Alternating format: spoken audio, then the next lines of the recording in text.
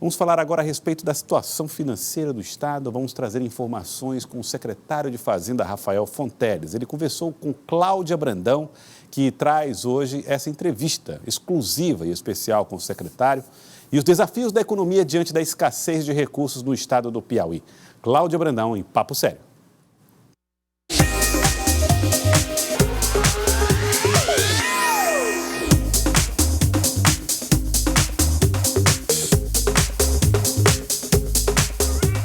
Nosso Papo Sério de hoje é com o secretário de Fazenda do Estado, Rafael Fonteles. Depois de um ano difícil, de muito aperto financeiro, vamos saber dele o que o piauiense pode esperar para 2020. Boa tarde, secretário.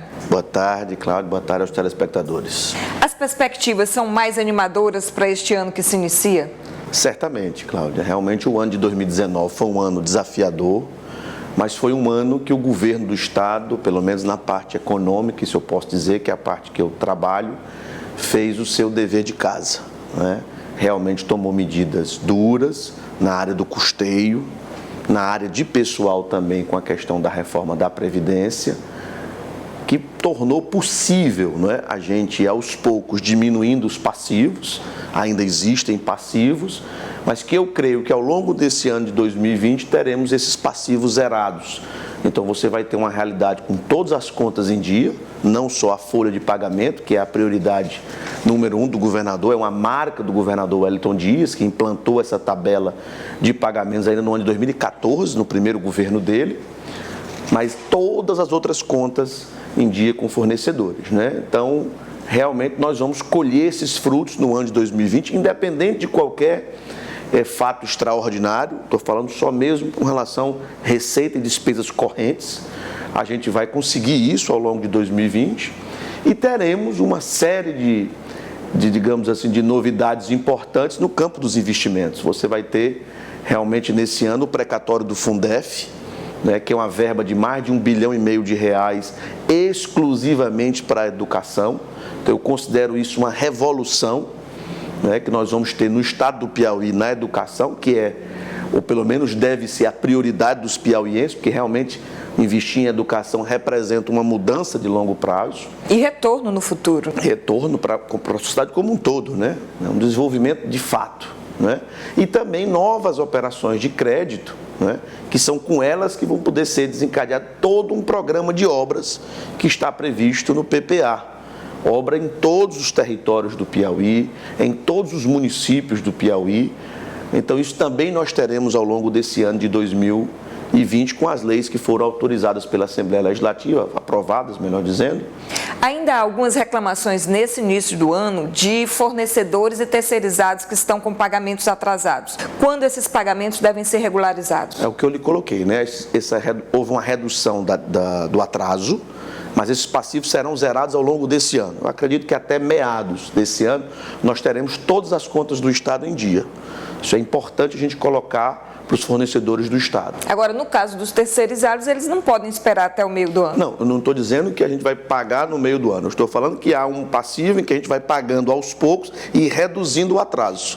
Então, em alguns casos, o atraso de 60 dias, esse atraso vai reduzindo para 30 dias, daqui a pouco até ficar em dia. É isso que eu estou colocando. Não é que o pagamento vai ser feito do que está atrasado, é que essa conta que está atrasada, ela vai diminuindo, né, ao longo do tempo. E como eu digo, eu espero que até meados desse ano a gente tenha uma situação de todas as contas do Estado, as contas básicas, né, todas elas em dia, ou devidamente parceladas, ou devidamente acordadas. Nesse início de ano, o Piauí recebeu 338 milhões da seção onerosa do pré-sal. Em que especificamente esse dinheiro deve ser aplicado? No caso do Estado do Piauí, o valor foi 168 milhões. Porque tem a parte que é repassada aos municípios. Foi repassado diretamente para os municípios. Esses 168 milhões exclusivamente para a Previdência. Claro que quando eu coloco esse recurso na Previdência, gera um alívio no Tesouro, porque o Tesouro manda todo ano, durante o ano inteiro, mais de R$1 bilhão. Claro, isso eu já expliquei muitas vezes, mas é sempre bom a população entender, a população em geral. Ou seja, a Previdência do servidor público se arrecada as contribuições que vêm do servidor, descontado no contra-cheque do servidor, vem a contribuição patronal. Mas essas duas contribuições não são capazes, né, de pagar a folha de aposentados completamente. Fica faltando ainda 1 bilhão ou 1 bilhão e 100 milhões todos os anos. Que quem paga essa conta? O contribuinte através dos tributos. Então sai do Tesouro Estadual. Então no momento que eu uso esses 168 milhões para o Funprev, né, para a Previdência, para pagar a folha da Previdência através dessa insuficiência, ajuda o Tesouro Estadual, né, a honrar com a folha, com o custeio básico. Então, o recurso, pela lei, até por destinação da própria lei, que foi aprovada no Congresso Nacional, foi utilizado, né, está sendo utilizado para isso. A reforma da Previdência, que foi aprovada no final do ano passado, é suficiente para diminuir esse déficit, para aplacar ou tentar aproximar o equilíbrio da conta pública? Como eu falei, a déficit é de 1 bilhão, 1 bilhão e 100 milhões. A reforma da Previdência diminui esse déficit em torno de 200, 210 milhões. Então, digamos assim, 20% do problema. Para você ver como o problema é grave, mesmo uma reforma dessa, né, que não tem como dizer que é uma coisa impopular, é uma coisa que gera desgaste para qualquer governante, seja o presidente da República, o governador ou os prefeitos municipais, não é? Ainda só resolve, no curto prazo, 20% do déficit da Previdência. O déficit é essa diferença entre a folha de aposentados e o que eu arrecado com as contribuições. Em tese, as contribuições eram para cobrir a folha. Mas no estádio agora, em relação a uma questão até da pirâmide demográfica, vamos dizer assim, da etária, uma questão de idade. A população dos servidores vai ao longo do tempo envelhecendo, se aposentando e há menos ativos para custear os inativos. Então, isso é o que aconteceu no governo federal, no governo estadual e na maioria dos governos municipais.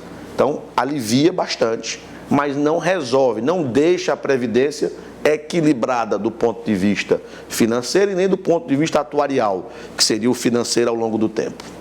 E tirando essa questão dos repasses externos, em que mais é que o Estado ainda pode fazer crescer a receita sem aumentar os impostos para os contribuintes? Bom, essa foi uma demanda do governador. No mandato anterior houve o aumento de alguns tributos e nesse ano há o compromisso, né, de não haver nenhum tipo de aumento de alíquota do governador. Até porque o contribuinte já não suporta mais, né?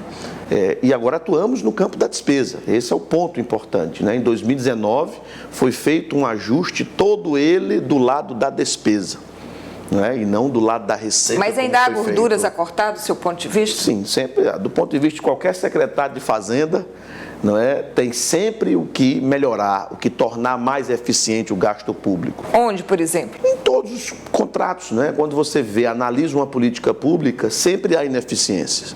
As grandes ineficiências a gente combateu ao longo de 2019, mas ainda há, né, o que fazer em todos os contratos que a gente fala de custeio, né? Então, seja combustível, seja terceirizado, seja qualquer um, ainda há onde você tornar mais eficiente, fazer mais com menos. Então, essa política ela tem que ser constante, Cláudio, porque senão, quando você se desligar um pouco disso, começa-se a se gerar despesa, porque o Estado é sempre um aparelho muito grande, então você tem sempre sendo gerado demandas nos diversos órgãos, que se a equipe econômica não estiver monitorando isso de forma detalhada, no detalhe, surge ali uma despesa que aparentemente não é tão volumosa, mas quando você bota ao longo do ano, ao longo de 4 anos, ela faz um impacto. E aí você tem sempre que estar trabalhando isso. Então, do ponto de vista da despesa, tem muito a fazer. E a outra questão, para trazer o crescimento da economia, o governador Wellington Dias tem se empenhado muito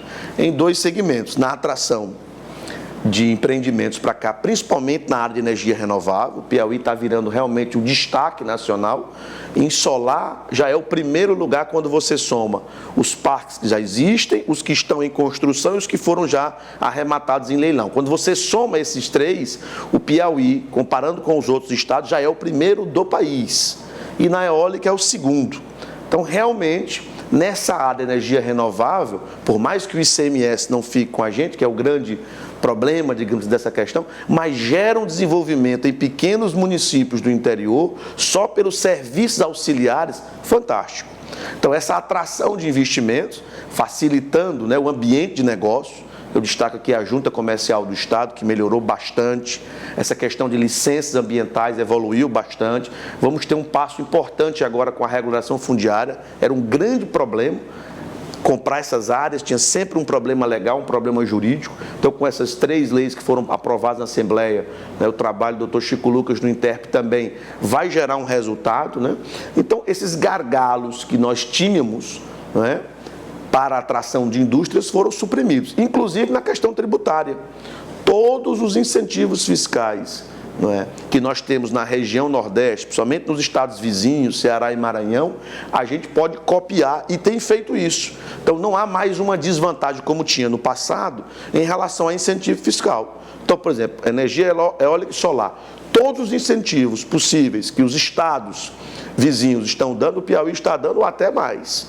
Então, isso é um ponto importante. E o outro, no segmento de PPPs, parcerias e concessões, já que há uma diminuição do investimento público. Você vê o orçamento da União, Cláudio, de OGU para investimentos, apenas 19 bilhões é o que está na Lua, o menor da história.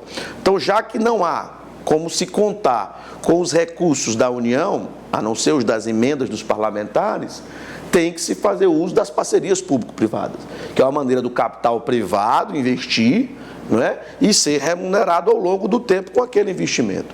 Então, eu vejo o ano de 2020 também com o lançamento de muitas, não é, PPPs, algumas concessões puras, mas algumas PPP propriamente dita, em que o Estado faz uma contraprestação àquele serviço e que vai dar uma dinâmica melhor, né, ou pelo menos uma maior eficiência em vários setores do Estado. Muito obrigada ao secretário Rafael Fonteles, da Fazenda. Vamos esperar que realmente o piauiense tenha mais motivos para ficar otimista neste ano de 2020.